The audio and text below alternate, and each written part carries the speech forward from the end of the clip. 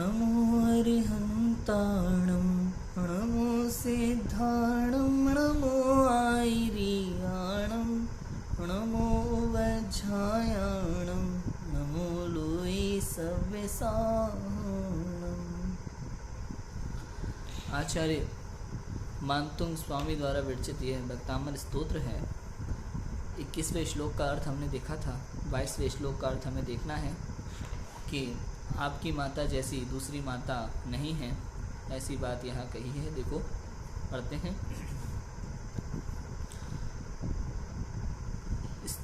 स्त्रीणां शतानि शतशो जनयन्ति पुत्रान्। ये जो आधा सा होता है ना, स्टार्टिंग में आधा सा, इसको पढ़ने में बहुत सारे लोग गलती करते हैं। इस ऐसे बोलते हैं, स्कूल स्कूल नहीं होता, स्कूल स्कूल, आधा सा ई को मन में बोल लो, उसके बाद स्कूल ऐसा बोलना है ऐसे। स्त्रीणां शतानि शतशो जनयन्ति पुत्रान् नान्यासुतं त्वदुपमं जननी प्रसूता सर्वाः दिशो दधति भानि सहस्ररश्मिं प्राचीव दिग्जनयति स्फुरदंशुजालम्।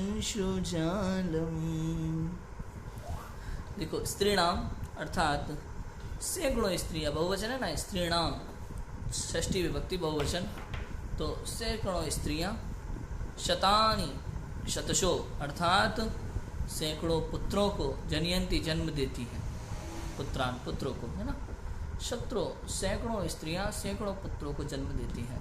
न अन्य, लेकिन न अन्य सुतम त्वदुपमम, त्वदुपमम मतलब आपके जैसा, न अन्य किसी अन्य जननी प्रसूता सुतम, किसी अन्य जननी ने आपके जैसे पुत्र को आज तक जन्म नहीं दिया। सर्वाह दिशो ददति भानि सहस्र रश्मि, सर्वा दिशो सभी दिशाओं में, ददति धारण करती हैं, सभी दिशाओं को धारण करती हैं, सभी दिशाएं धारण करती हैं। भानि, भानि अर्थात होता है नक्षत्रों को, सहस्र रश्मि अर्थात हजारों, सहस्र रश्मि सूर्य को, हजारों किरणों का स्वामी ऐसा सूर्य, सूर्य को प्राच्यव दिक पूर्व दिशा से, प्राच्यव दिक अर्थात पूर्व दिशा से, जनयति जन्म होता है, स्फुरम दंशुजालम अर्थात चमक रहा किरणों का समूह जिसका, ऐसा स्फुरम दंशुजालम। जैसे दिशाएं तो बहुत है, लेकिन सूर्य को पूर्व दिशा ही जन्म देती है, उसी प्रकार माताएं तो बहुत हैं जिन्होंने सैकड़ों पुत्रों को जन्म दिया है, लेकिन आप जैसे पुत्र को तो विशेष माँ ने ही जन्म दिया है और आपकी माँ धन्य है, ऐसी बात यहाँ लिखी है। देखो अर्थ देखते हैं। हे जिनेंद्र देव, इस जगतीतल में, इस जगत में कोटि कोटि माताएं हुई हैं, करोड़ों माताएं हुई हैं, जिन्होंने समय समय पर सैकड़ों पुत्रों को जन्म दिया है, किंतु इस लोक में आप जैसे अद्वितीय पुत्र को जन्म देने वाली अन्य माता आज तक दृष्टिगोचर ही नहीं हुई। यह सत्य है कि दीप्तिमान किरण समूह वा ले सूर्य को जन्म देने वाली तो केवल एक पूर्व दिशा ही है, शेष दिशाएं तो टिमटिमाते नक्षत्रों को ही जन्म दिया करती हैं। फिर सूर्य से भी अधिक तेजस्वी आप जैसे अनुपमेय पुत्र को, जिसकी उपमा किसी से नहीं की जा सकती, जैसे अनुपमेय पुत्र को जन्म देने वाली माता भी एक ही हो सकती है, अनेक नहीं। सीधी सिंपल सी बात है। जिनेंद्र भगवान की माता की विशेषता बताई है कि आपकी माँ स्पेशल है, विशेष है, क्योंकि संसार में सैकड़ों पुत्रों को जन्म देने वाली सैकड़ों माताएं होती हैं, किंतु आप जैसे बालक को, जिसकी किसी से भी उपमा नहीं की जा सकती, ऐसे आप जैसे महान बालक को जन्म देने वाली माता भी वास्तव में महान हो सकती है, एक ही हो सकती है, ऐसी बात कही है।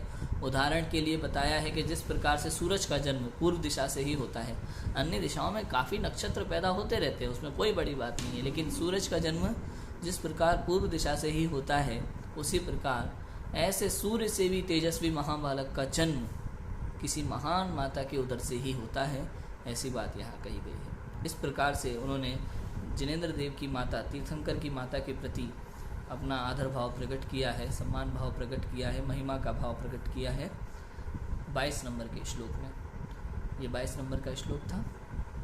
अब हम आगे मोक्ष मार्ग प्रणेता के विषय में बात करेंगे। 23 नंबर के श्लोक में चर्चा आएगी, उसकी बात हम करेंगे। अभी की बात को विराम देते हैं। ओम नमः सत्यभ्यम।